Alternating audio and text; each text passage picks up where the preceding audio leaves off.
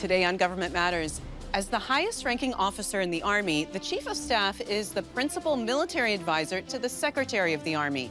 General James McConville joins me to discuss his top priorities, how he plans to modernize the Army to face China and Russia, maintain readiness, and recruit the fighting force the country needs to win in combat. Government Matters starts right now. From Washington, D.C. and around the world, this is Government Matters with Mimi Geerges. This is Government Matters, the only show covering the latest news, trends, and topics that matter to the business of government. I'm Mimi Geerges.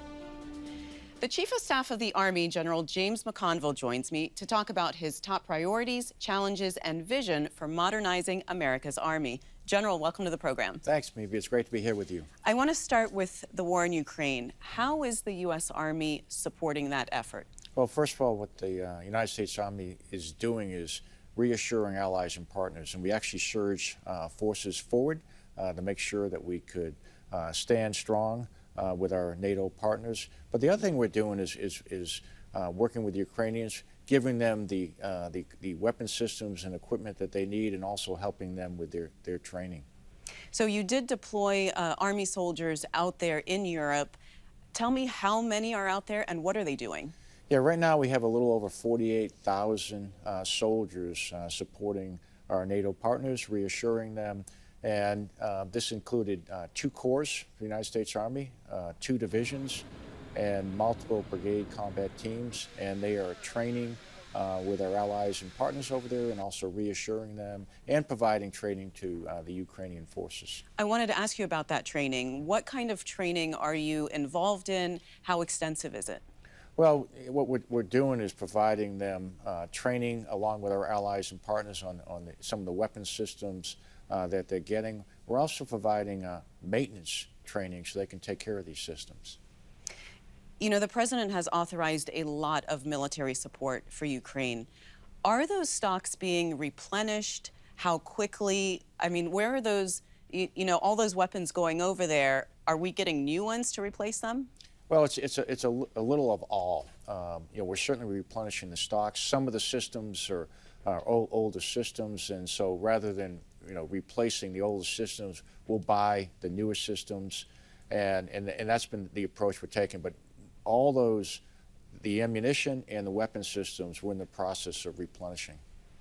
You know, I want to ask you about how Russia has been executing this war, because I'm sure you're watching that carefully as, you know, on one side as a potential adversary in the future, and on the other side as just lessons of how not to carry out a war.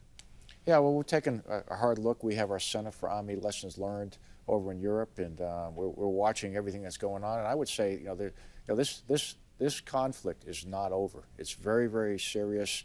You know, we're seeing some, what we would say, early mistakes made when it came to leadership, when it came to logistics.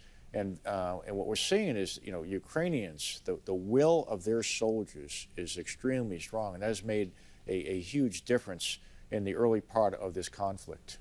You know, I do want to ask you about logistics, because there was some major failures on Russia's part early on as far as their fuel lines and just in general, even getting food to their soldiers. What does that tell you about the U.S. Army's vulnerability when it comes to operational energy on the battlefield?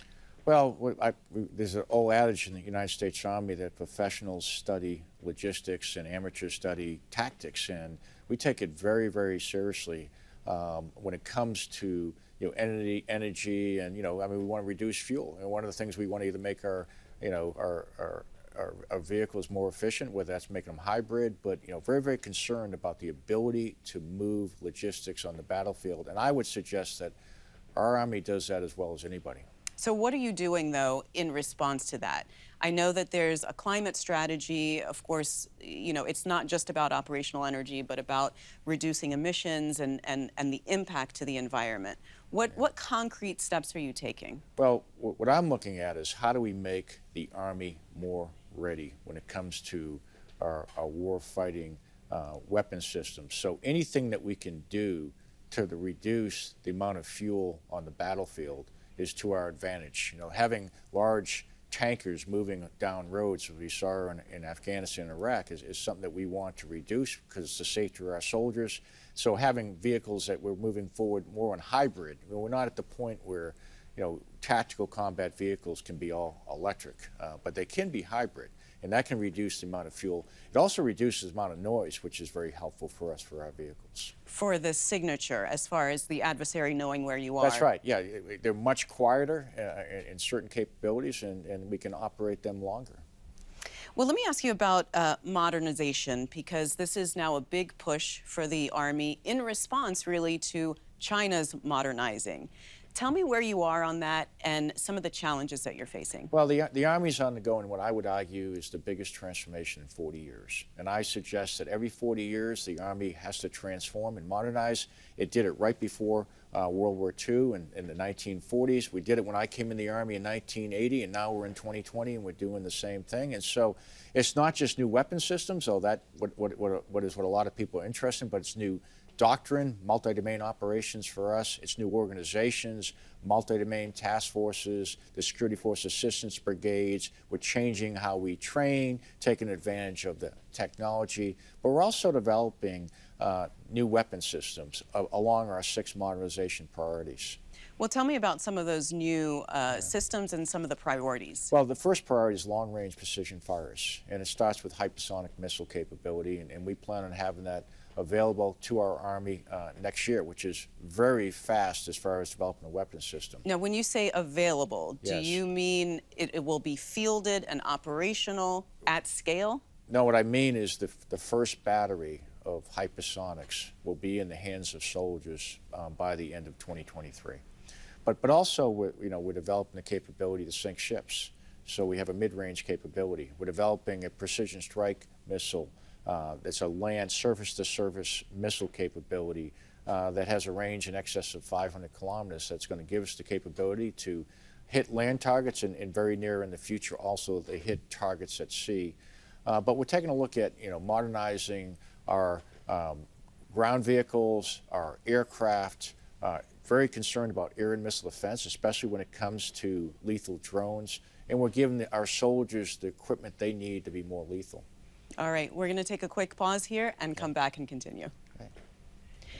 Coming next on Government Matters, more of my conversation with the Army's Chief of Staff, General James McConville. Stay with us.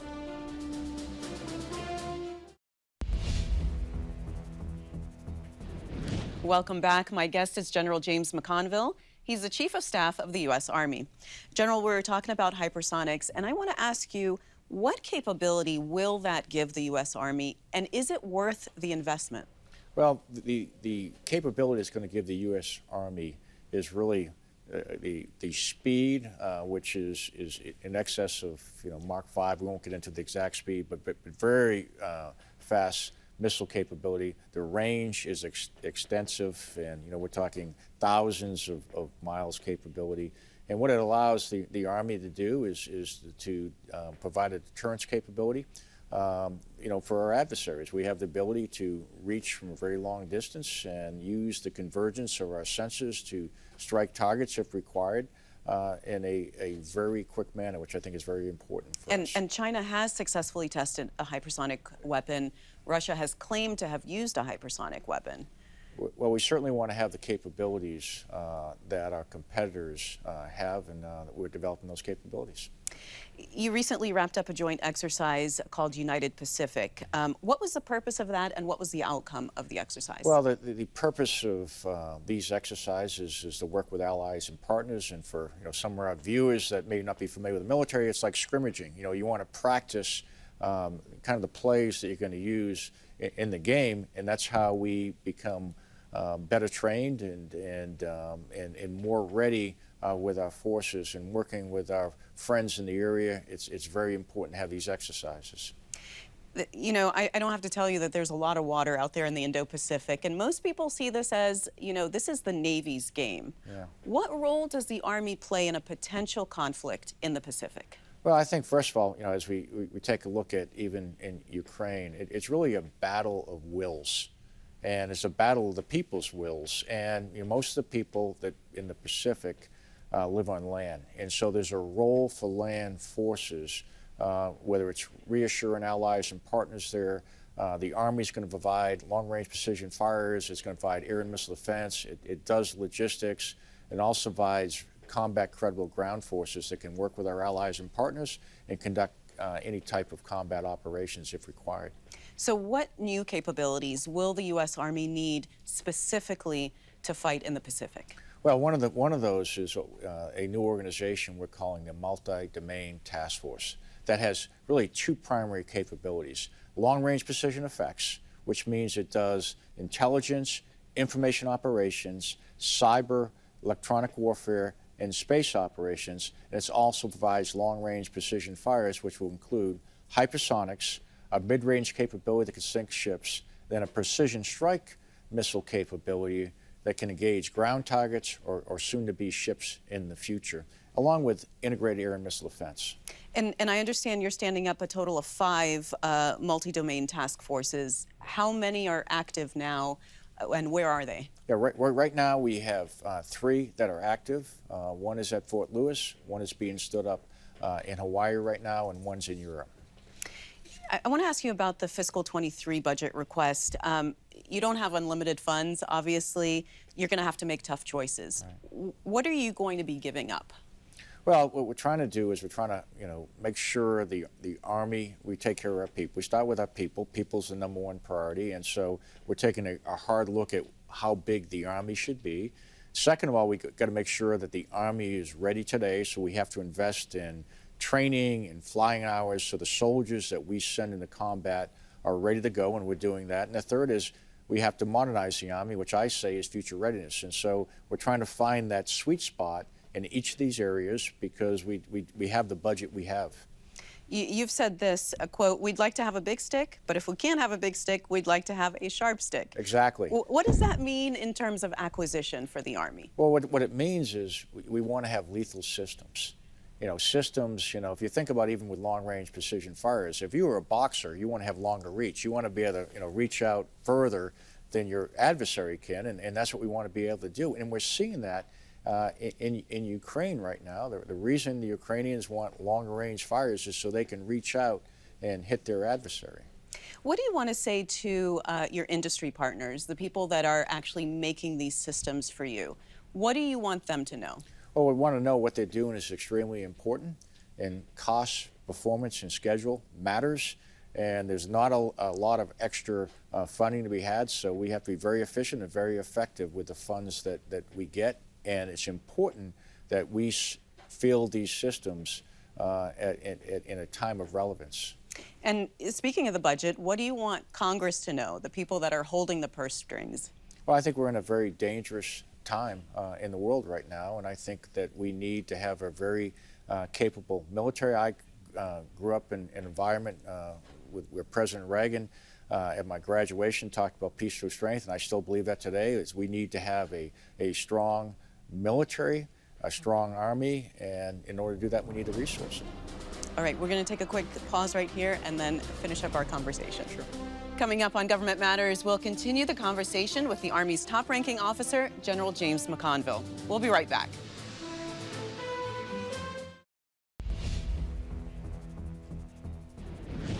Welcome back. I'm speaking with General James McConville. He's Chief of Staff of the U.S. Army. General, you've said, quote, we are in a war for talent. That's not the typical war that the Army is set up to fight. What's going on? What's the problem? Well, we go to war with the Army we have, and the Army is people. And so, we are going after, extraordinary young men and women that we want to serve in the Army. We need high-quality young men and women that come to the Army, and so we are actively recruiting them, and we think it's a great opportunity. But why have the numbers gone down? Why is there a problem right now? Well, we take a look at the availability of Americans who can serve. 23% of Americans are qualified to come into the military. And so we have to actively go after these young men and women. We have to show their parents that there's a great opportunity. It's a pathway for success, and we want to give them that opportunity. So what happens if not enough 18 to 24-year-olds sign up for the Army? Does this now affect readiness? Well, it could. And, we want to have, to me, quality is more important than quantity. but we want young men and women to answer the call to service.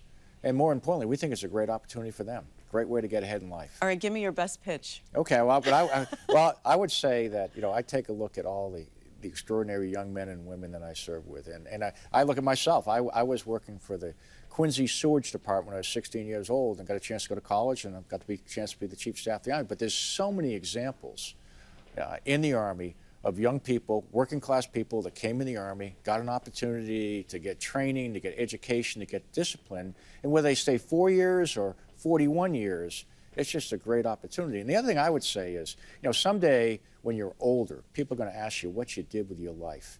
And if you served, and I get to see the World War II veterans, I get to see the Korean veterans, the Vietnam veterans, and they all pop out their chests and say, you know, I served in the Army, and we want to give you that opportunity. What are some of the innovative things that you're doing to enhance your recruiting? Well, one of the things we're doing is we're trying to show Americans what, you know, the Army's all about. You know, some people watch movies and they don't really get an idea of, you know, the possibilities there. You can do cyber, you can do medicine, you can do, you know, incredibly high-speed infantry. You can fly in helicopters. There's just so many things that you can do. And so we're even opening up our posts, which have been gated communities, and bringing young men and women in and saying, this is what it looks like in the Army. We're also asking our soldiers that are enjoying the experience go out and talk to their friends and say, hey, this might be something you want to do. You recently returned from a trip to Alaska. What were you doing there? What was that about? Yeah, we went up to Alaska to reactivate the 11th Airborne Division, which was really exciting. You know, as we look into the future, we see the Arctic as strategic importance, and we want to have a unit, a division that is trained to operate in that environment, to operate in extreme weather, to operate in high altitude and mountainous terrain. And the 11th Airborne Division has a very storied history of valor, which gives our troops something to look up to and to live the legacy of. But the other thing they have is a proud history of innovation. They're the ones that helped develop the airborne and air assault techniques, tactics, techniques, and procedures that we've used, and we expect them to do the same thing for working in the Arctic. I know that you like to go out a lot, you travel a lot, you want to meet soldiers, officers. What is it about that meeting that you enjoy so much about your work, and what do they tell you? Well, I love soldiers. That's why I stayed in the Army, and you just see so many incredible stories about, you know, what made you join the Army, and when you see where they came from and where they are today, and the commitment that they make to this country, it just makes my heart feel so good about the soldiers that we have serving every single day. You're the 40th Chief of Staff of the Army. Can you tell us a bit about the history of that office and some of your predecessors? Well, and I'm very honored to be in this position. When you think about some of the people that have served, you know, General Marshall, General Bradley, General Eisenhower. I mean, I go list. There's been 40, and each one of them has made an incredible contribution to the nation. And, you know, it's been around for, you know, the position has been around not since the beginning of the Army, because we used to have the commander of the Army, then later became the Chief of Staff of the Army. But you have an opportunity to man, equip, and train the Army, and the opportunity to participate in a lot of senior decision-making of how we're going to employ the Army, and I'm very honored to be in this role. You also sit on the Joint Chiefs of Staff. Tell us about that. What do you do in that role?